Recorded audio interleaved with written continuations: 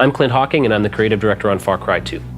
A lot of developers set out to make immersion one of the core components of their game. They really focus a lot of their effort on, great graphics and really good sound and realization, trying to make the game as immersive as possible so the player can feel really a part of the world. And on Far Cry 2, we did all of that with our dynamic weather system and gorgeous open world, all of that stuff.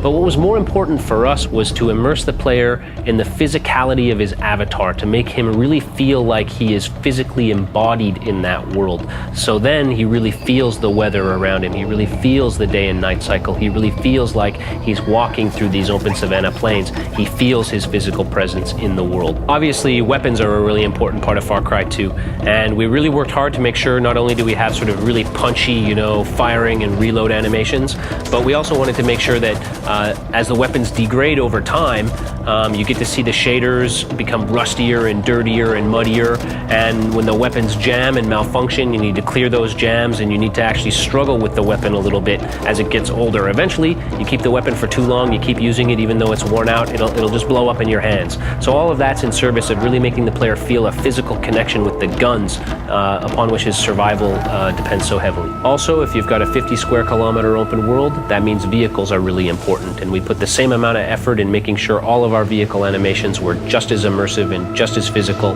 as all of our other animations. That means anytime you get in a vehicle, anytime you get out, switch seats, move on to a mounted weapon, all of those animations are quick and fluid, but they're all animations. We're not teleporting the camera ever, so you always feel like you're in your own body in the game. On top of that, vehicles can break down just like weapons. They wear down, they break down, and eventually they'll stop running. You'll have to get out of the vehicle, pop open the hood, repair the engine, and then get back on the road. The player's most important navigational tool is his map and his compass and his monocular. And of course, we wanted to make sure that the player has that map in his hand rather than having to look at it in a menu.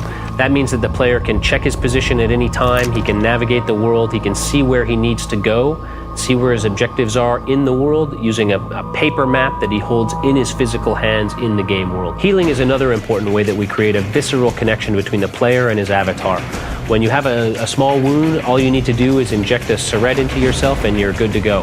But when you get a critical wound, you need to stop and perform first aid on yourself, and that can mean anything from pulling a piece of shrapnel out of your arm to, relocating a dislocated wrist or elbow or shoulder or all three. Again, the idea is to give the player that visceral punch that gives him a powerful connection between his own body and the body of the avatar. And that's really what immersion is about in Far Cry 2. It's about forging that bond between the player and the avatar, and about creating that same bond between the avatar and the world so that the player really feels like they themselves are walking around in that 50 square kilometers of open African savanna, free to explore it however they choose.